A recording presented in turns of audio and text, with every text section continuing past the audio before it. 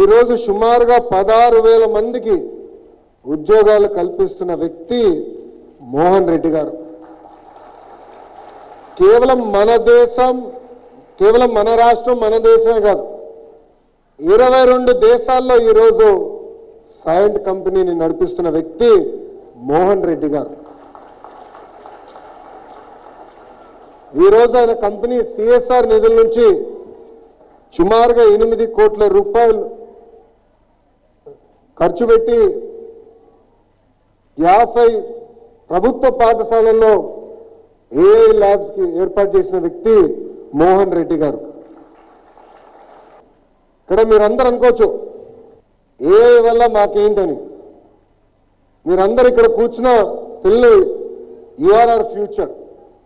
మీరు industrial revolution గురించి ఉండొచ్చు. ఒక్కొక్క ఇండస్ట్రియల్ రెవల్యూషన్ ఒక్కొక్క టైంలో వచ్చింది. ఆ ఇండస్ట్రియల్ రెవల్యూషన్ వల్ల చాలా మందికి ఉద్యోగాలు, ఉపాధి కల్పించారు.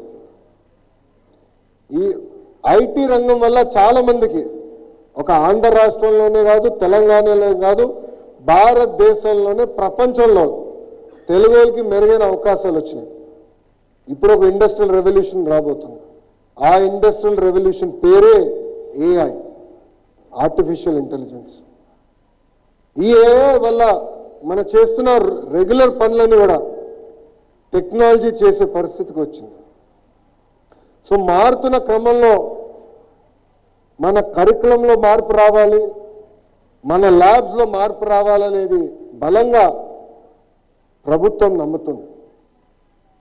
అందుకే మీరు చూస్తే మీ టెక్స్ట్ బుక్స్ అప్గ్రేడేషన్ దగ్గర నుంచి, ఎగ్జామినేషన్ ఫార్మాట్ మార్చే దగ్గర నుంచి అనేక సంస్కరణలు మీకోసం మేము తీసుకొచ్చాం. ఒక్కసారి కానీ మనం చూస్తే ఇండస్ట్రియల్ రెవల్యూషన్లో ప్రింటింగ్ ప్రెస్ కీలకమైన పాత్ర వహించింది. ఏకంగా ఎలక్ట్రిసిటీ, ఆటోమోటివ్, ఏరోప్లేన్స్, వ్యాక్సిన్స్, ఇట్లా అనేక టెక్నాలజీస్ వల్ల మ్యాన్ కైండే ముందరికెళ్లే పరిస్థితి. అలాంటి టెక్నాలజీ మళ్ళీ ఈరోజు ఏఐ మనకి చూపిస్తుంది. విశాఖపట్నం మరో అరుదైన ఘనతను సాధించింది. మహిళలకు దేశంలోనే అత్యంత సురక్షితమైన నగరాల్లో ఒకటిగా జాతీయ స్థాయిలో గుర్తింపు పొందింది. గుర్తింపు పైన విశాఖ నగర పోలీస్ కమిషనర్ శంకర్ ప్రతాప్ బాగ్చి హర్షం వ్యక్తం చేశారు. మహిళల భద్రత కోసం తాము తీసుకుంటున్న నిరంతర చర్యలకు ఈ ర్యాంకు నిదర్శనమని అన్నారు. నగరంలోని సున్నితమైన ప్రాంతాల్లో నిరంతర పెట్రోలింగ్, డ్రోన్ల నిఘా, కీలక ప్రాంతాల్లోని సీసీటీవీ కెమెరాల ఏర్పాటు, ప్రత్యేక సి టీమ్స్ వంటి అనేక చర్యలు తీసుకుంటున్నామని ఆయన వివరించారు. అంతేకాకుండా ఏ మహిళలకైనా పోలీస్ స్టేషన్ స్థాయిలో న్యాయం జరగకపోతే వారు నేరుగా తనను సంప్రదించొచ్చంటూ commissioner భరోసానిచ్చారు.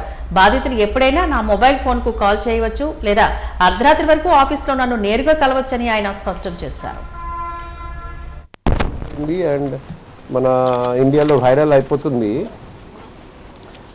National annual report and index on women safety 2025. In short NARI 2025 ఈరోజు ఒక రిపోర్ట్ ఈరోజు విడుదల చేయడం జరిగింది. National commissioner for women chairperson Vijay Rahatkar ఇది ఈరోజు ఢిల్లీలో లాంచ్ చేశారండి. ఈ రిపోర్ట్ ప్రకారం safest city for women in India, అందులో నార్త్ ఈస్ట్లో చాలా సిటీస్ ఉన్నాయి, కోహిమా, ఐజాల్, గ్యాంగ్టాక్ అండ్ ఇటానగర్. కానీ ఇండియా మెయిన్ల్యాండ్లో 3 సిటీస్ మాత్రమే ఉన్నాయి, ముంబై, భువనేశ్వర్ అండ్ విశాఖపట్నం. సౌత్ ఇండియాలో విశాఖపట్నం మాత్రమే ఒకే ఒక city found to be safest for women in India. ఈ సర్వే చేయడం జరిగింది. 12,770 లేడీస్ ఈ సర్వేలో పాల్గొన్నారండి. రాంచీ, శ్రీనగర్, కోల్కతా, ఢిల్లీ, ఫరీదాబాద్, పట్నా, జైపూర్ అది లోయెస్ట్ ర్యాంక్ వచ్చింది in women safety as per this report. Rahatkar madam, chairperson national commission for women, ఈ సందర్భంగా ఉమెన్ పోలీస్ ఆఫీసర్స్ చేస్తున్న మంచి పని మేడం అప్రిషియేట్ చేశారండి. And women helpline, CCTV coverage, safety network ఇవన్నీ మేడం ఫోకస్ చేశారండి. మన ఉత్తరాంధ్ర అభివృద్ధి CM Nara Chandrababu Naidu, deputy CM Pawan Kalyan గారు మరియు ఐటీ మంత్రివర్యులు నారా లోకేష్ గారితోటే సాధ్యమని, కూటమి ప్రభుత్వం ఏర్పడిన దగ్గర నుంచి విశాఖలో అభివృద్ధి పరుగులు పడుతోందని ఈ రోజు బీజేపీ ప్రెస్ క్లబ్ లో జరిగిన సమావేశంలో ఉత్తరాంధ్ర రాష్ట్రీయ సమితి వ్యవస్థాపక అధ్యక్షుడు రాజ్ గౌడ్ యాత హర్షం వ్యక్తం చేశారు. మహిళలకు సురక్షిత నగరంగా దేశంలోనే విశాఖకు నెంబర్ 1 స్థానం గర్వకారణమని, కూటమి ప్రభుత్వంతోటే ఇది సాధ్యమని తెలియజేశారు. విశాఖ తీరం డేటా సెంటర్లకు అడ్డాగా మారనుందని, 50,000 కోట్లకు పైగా పెట్టుబడులతో గూగుల్ డేటా సెంటర్ల ఏర్పాట్లు కానుండగా, అంతకు ముందే 14,634 కోట్లతో అదానీ సంస్థ నెల క్రితం సెఫీ టెక్నాలజీస్ కూడా 16,466 కోట్లతో డేటా సెంటర్ల ఏర్పాట్లపై ప్రభుత్వం ఒప్పందం చేసుకున్నాయని అన్నారు.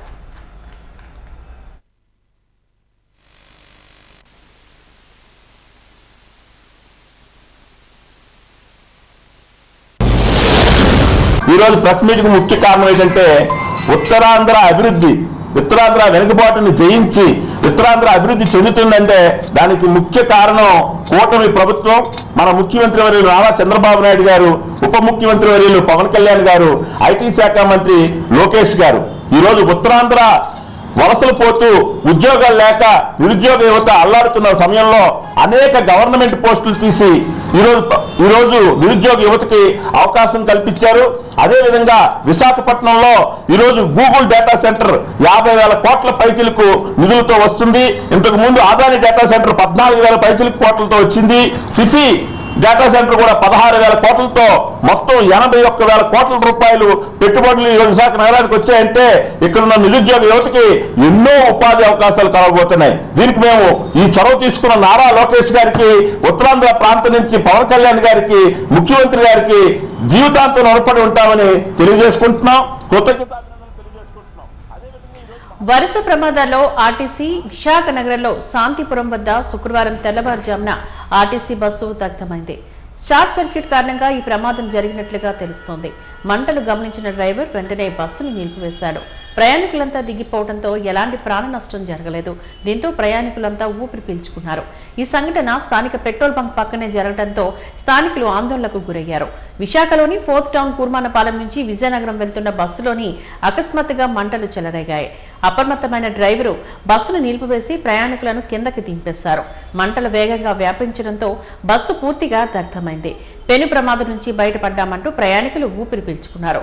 ఇంజన్ నుంచి మంటలు వచ్చాయని డ్రైవర్ తెలిపారు.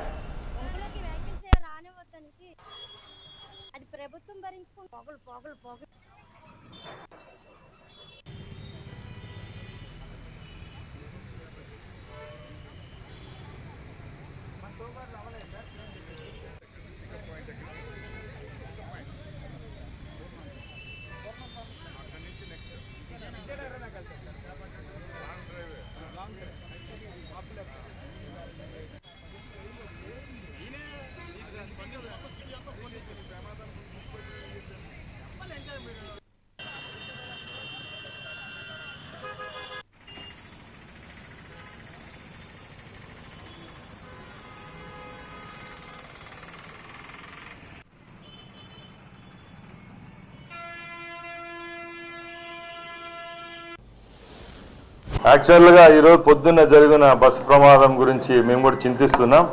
ఆ సంఘటనా స్థలానికి కూడా నేను పోవడం జరిగింది మా అధికారులతో సహా.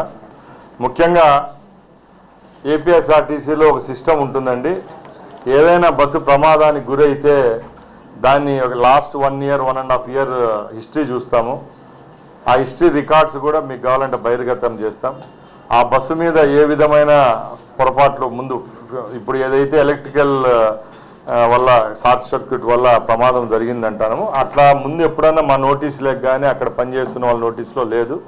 ఒక లాస్ట్ 18-19 తారీఖున చిన్న ఒక టైర్ ఒక సీట్ అడ్జస్ట్మెంట్ ఒకటి అలాగే వైపర్ అడ్జస్ట్మెంట్ గురించి దాంట్లో నోట్ చేశారు తప్పక ఈ ఎలక్ట్రికల్ డ్యామేజ్ గురించి ఎక్కడ చెప్పలేదు. అదైతే ప్యూర్లీ షార్ట్ సర్క్యూట్ వల్ల బస్సుగా డ్యామేజ్ జరిగింది. ఈ బస్సు కూడా 10 years ఓల్డ్ అండి.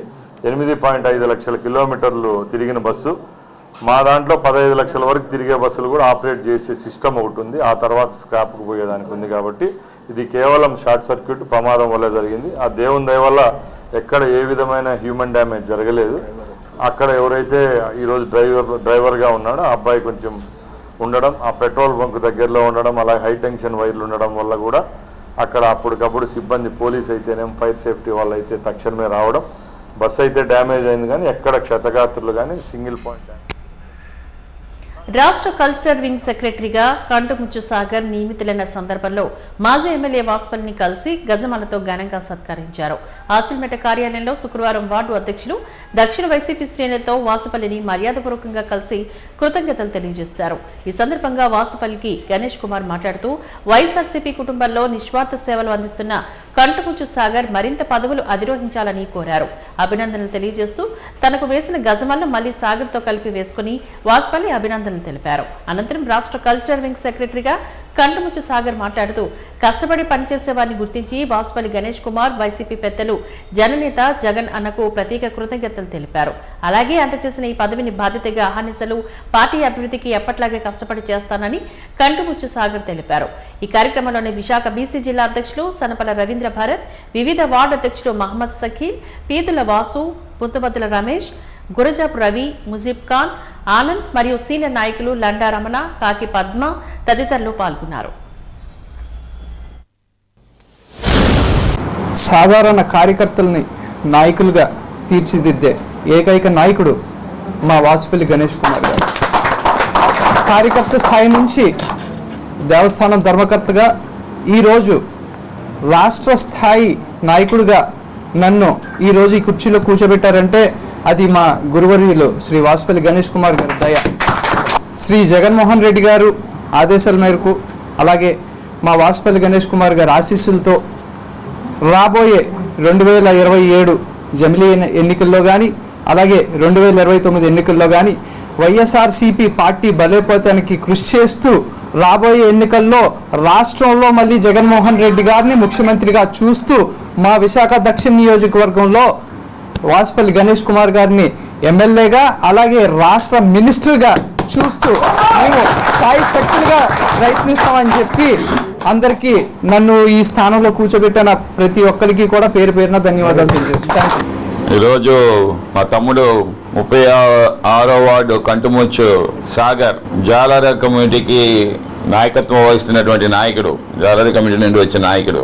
పార్టీ స్థాపించిన దగ్గర కూడా వైఎస్ఆర్సీపీ పార్టీ స్థాపించిన దగ్గర కూడా అనేక సేవలు అందించినటువంటి మా నాయకుడు కంటుముచ్చు సాగర్.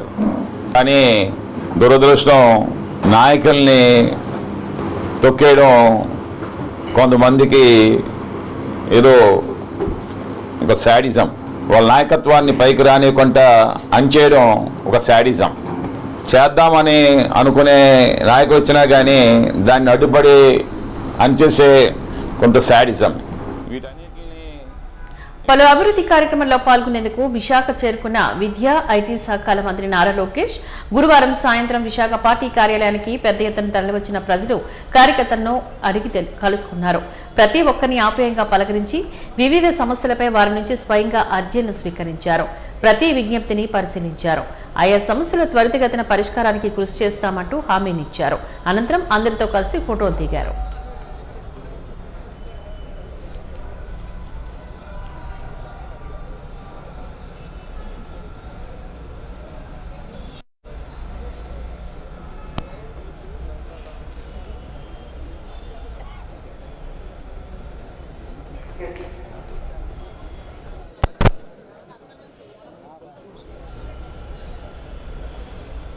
దేశం గర్వించదగ్గ క్రీడాకారుడు మేజర్ ధ్యాన్ చంద్ను స్మరించుకుంటూ గతానికి భిన్నంగా జాతీయ క్రీడా దినోత్సవం ఘనంగా జరుపుతున్నామని ప్రముఖులు తెలిపారు. ఈ మేరకు ఏయూ కన్వెన్షన్ సెంటర్లో ఈ కార్యక్రమాన్ని జ్యోతి ప్రజ్వలన గావించి ముఖ్య అతిథిగా రాష్ట్ర మానవ వనరుల శాఖ మంత్రి నారా లోకేష్ ప్రారంభించారు.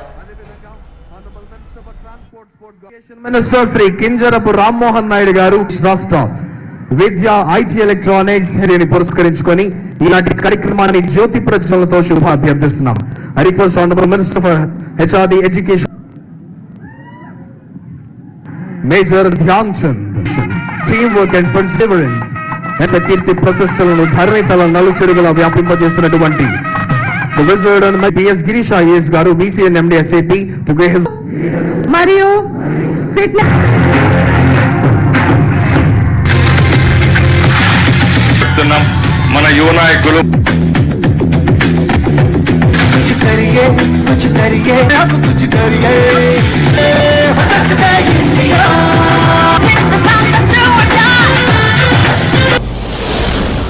నేషనల్ స్పోర్ట్స్ డే అనేది మేజర్ ధ్యాన్ చంద్ గారు యానివర్సరీ. ఆయన ఇండియాకి హాకీలో ఎన్నో మెడల్స్ తెచ్చారు కాబట్టి ఆయన ఆనర్ లో ఈ రోజు మనం స్పోర్ట్స్ డే కంట్రీ వ్యాప్తంగా మనం జరుపుకుంటున్నాము. అది కూడా sports day so many eminent sports person of the country మధ్యలో జరుపుకోవడం అనేది చాలా సంతోషంగా ఉంది. ముఖ్యంగా ఆంధ్రప్రదేశ్ కి వస్తే మీ అందరికీ తెలుసు, గవర్నమెంట్ ముఖ్యమంత్రి గారు శ్రీ నారా చంద్రబాబు నాయుడు గారు 2002లో అప్పుడు నేషనల్ గేమ్స్ పెద్ద ఎత్తున అప్పుడు కంబైన్డ్ ఆంధ్రప్రదేశ్ లో హైదరాబాద్ లో ఆర్గనైజ్ చేయడం జరిగింది. తర్వాత 2003లో ఆఫ్రో ఏషియన్ గేమ్స్ ఆర్గనైజ్ చేశారు. తర్వాత ఇప్పుడు మీ అందరికీ తెలుసు కొత్త స్పోర్ట్స్ పాలసీ మనం ప్రభుత్వం తీసుకురావడం జరిగింది. It is one of the best policies. దీంట్లో స్పోర్ట్స్ పర్సన్స్ కి ఫస్ట్ టైం ఇక్కడ మనకు రిక్రూట్మెంట్ లో కానీ అదే విధంగా మనకు ఎంప్లాయ్మెంట్ లో కానీ 3% రిజర్వేషన్ కూడా ఇవ్వడం జరిగింది. అదే మనం డిఎస్సిలో గ్రూప్ 1లో గ్రూప్ 2లో కూడా స్పోర్ట్స్ పర్సన్స్ కి రిజర్వేషన్ ఇస్తూ అదే విధంగా ఇన్సెంటివ్స్ కూడా ఒలింపిక్స్ లో కానీ ఏషియన్ గేమ్స్ లో కానీ ఖేలో ఇండియా గేమ్స్ లో కానీ ఎవరైతే మెడల్స్ విన్ అవుతారో ఎవరైతే పార్టిసిపేట్ చేస్తారో వాళ్ళకి కూడా ఇన్సెంటివ్స్ ఇవ్వడం జరుగుతూ ఉంది. డిప్యూటీ సీఎం పవన్ కళ్యాణ్ రుషికొండ భవనాల విషయంలో కీలక వ్యాఖ్యలు చేశారు. వైజాగ్లోని రుషికొండ భవనాల్లోని జనసేన క్యాడర్తో సమావేశంలో పాల్గొన్న పవన్ ఈ మేరకు కీలక వ్యాఖ్యలు చేశారు.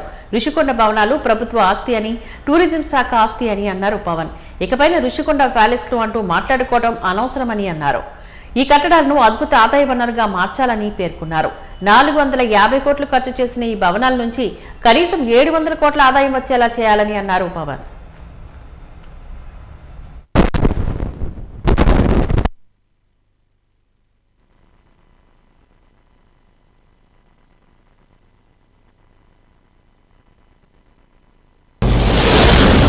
చాలా 454 కోట్లు పెట్టి కట్టారు. 69 ఎకరాల్లో 7 బ్లాకుల్లో 7 స్టార్టెడ్ విత్ 7 బ్లాక్స్.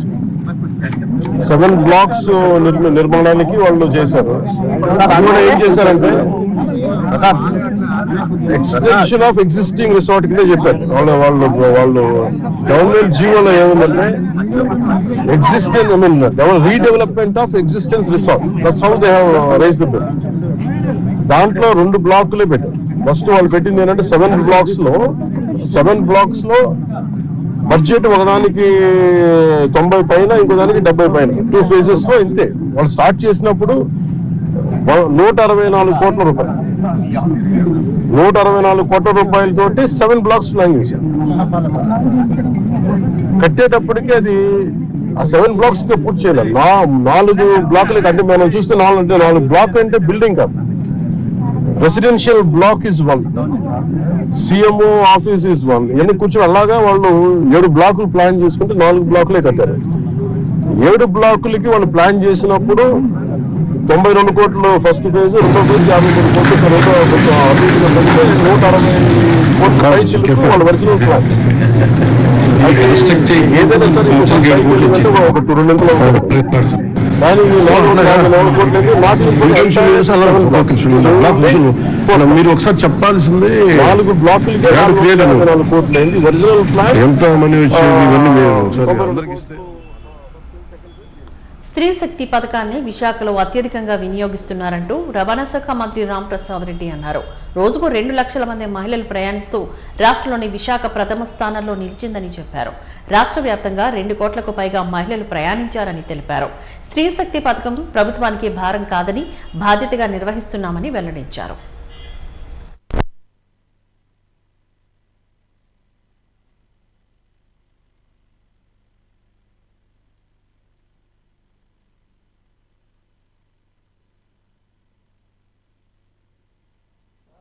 సూపర్ 6 లో భాగంగా మహిళామూర్తులందరికీ ఉచిత ప్రయాణం సౌకర్యాన్ని కల్పించిన గౌరవ ముఖ్యమంత్రి నారా చంద్రబాబు నాయుడు గారికి, అలాగే రాష్ట్ర ప్రభుత్వానికి ధన్యవాదాలు తెలియజేసుకుంటూ, చాలా సంతోషంగా ఉంది. ఈ 14 రోజుల ఉచిత ప్రయాణంలో ఎక్కడ ఏ విధమైన లోపాలు లేకుండా రాష్ట్ర వ్యాప్తంగా సుమారుగా 8,500 బస్సుల్లో ఈ సౌకర్యానికి ఉపయోగపడుతున్న సిబ్బందికి అలాగే ఏపీఎస్ఆర్టీసీ యాజమాన్యానికి నా తరపున శుభాకాంక్షలు తెలియజేసుకుంటున్నా. ముఖ్యంగా మీ అందరికీ తెలుసు, కూటమి ప్రభుత్వం ఏర్పాటైన తర్వాత సూపర్ 6లో ఏవైతే హామీలు ఉన్నాయో ఒక్కొక్కటిగా ఈ రాష్ట్ర ప్రజలకు చేరువ చేస్తున్నాం. దానిలో భాగంగానే ఎక్కువ బెనిఫిషరీస్ ఉన్న పథకం ఏదైనా ఉందంటే మహిళలకు ఉచిత ప్రయాణం, అదే స్త్రీ శక్తి. అంటే భారతదేశంలో మహిళను శక్తిగా కొనియాడుతారు. అదే పేరుతో గౌరవ ముఖ్యమంత్రి చంద్రబాబు నాయుడు గారు ఈ ఉచిత ప్రయాణాన్ని స్త్రీ శక్తిగా నామకరణం చేయడం, ఆగస్టు 15వ తారీఖున రాష్ట్ర వ్యాప్తంగా ఈ కార్యక్రమాన్ని చేపట్టడం, ఇప్పటికే సుమారుగా 2,30,00,000 మంది మహిళా ప్రయాణికులు ఈ సౌకర్యాన్ని ఉపయోగించుకోవడం, దానికి 95 కోట్ల రూపాయలు ఖర్చు కావడం కూడా జరిగింది. ఇప్పటికే భారీ వర్షాలతో అతలాకుతలమవుతున్న ఆంధ్ర, తెలంగాణకు ఉత్తర బంగాళాఖాతంలో సెప్టెంబర్ 3 నాటికి మరో అల్పపీడనం ఏర్పడే అవకాశం ఉందని వాతావరణ శాఖ అధికారులు తెలియజేశారు. పశ్చిమ వాయువ్య దిశగా ప్రయాణించి బెంగాల్, ఒడిశా తీరాల మీదుగా సెప్టెంబర్ 5 నాటికి వాయుగుండంగా బలపడి ఉందని పేర్కొన్నారు. ఇలా ఉండగా సెప్టెంబర్ 5 నాటికి రెండో వారంలో వాయువ్య బంగాళాఖాతంలో ఇంకో అల్పపీడనం ఏర్పడే అవకాశం ఉండటంతో వరుస అల్పపీడనాలతో తెలుగు రాష్ట్రాల్లో భారీ వర్షాలతో నిండుకునే పరిస్థితి కనబడుతోంది.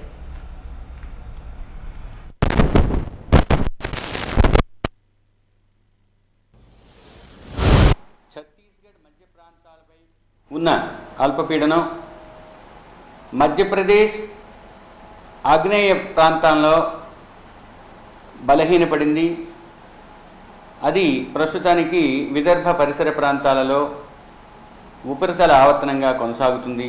దాని ప్రభావంతో మనకేమీ వర్షాలు రావు.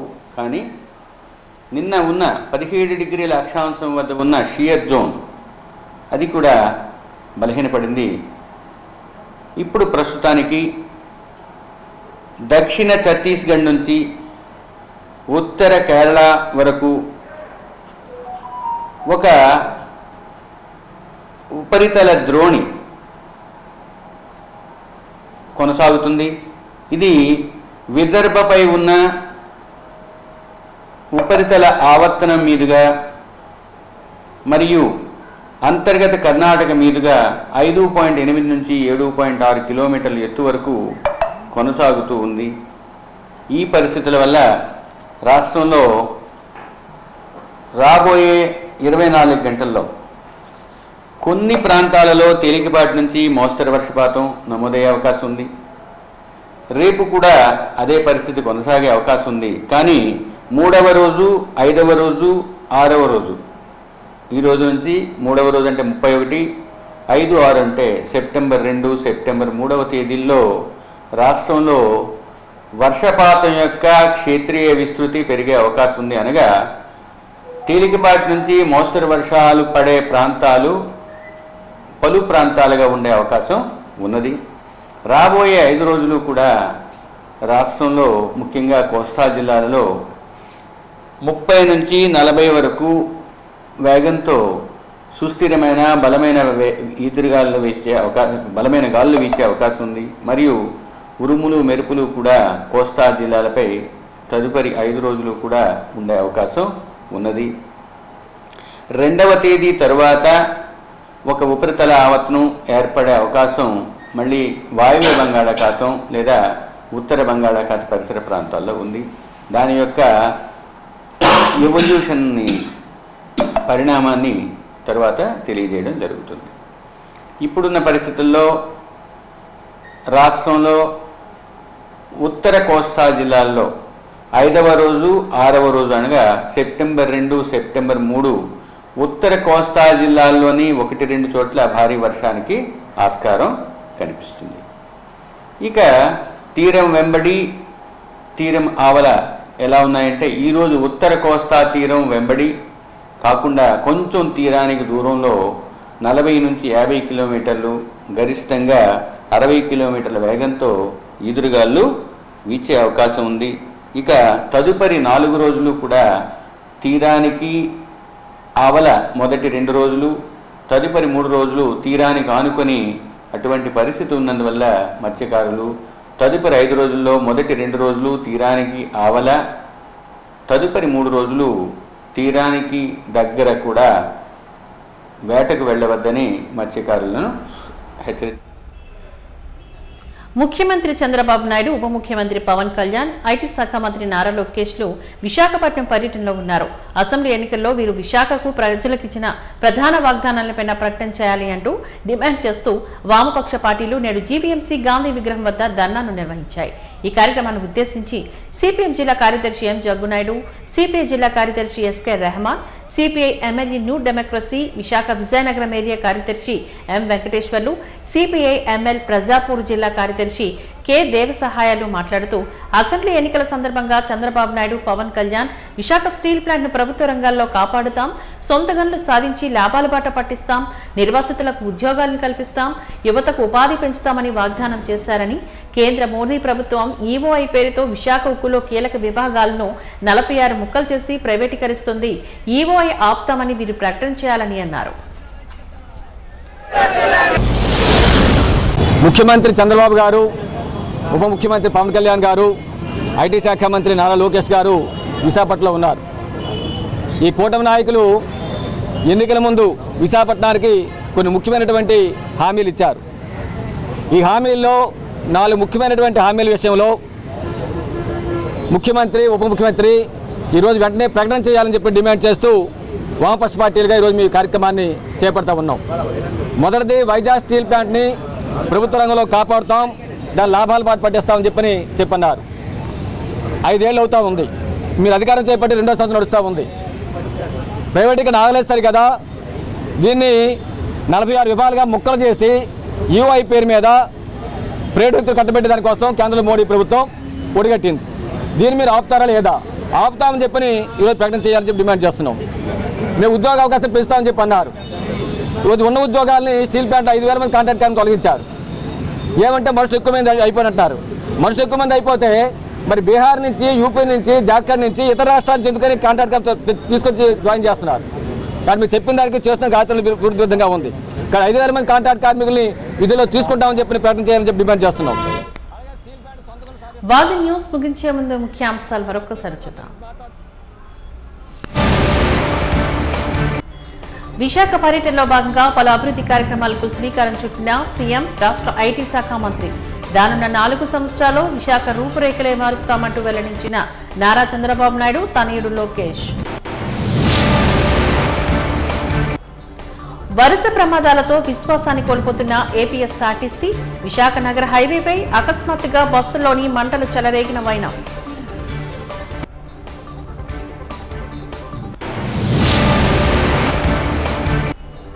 సీఎం, డిప్యూటీ సీఎంలు విశాఖ ప్రజలకిచ్చిన వాగ్దానాలపై ప్రకటన చేయాలి, వామపక్ష పార్టీల డిమాండ్.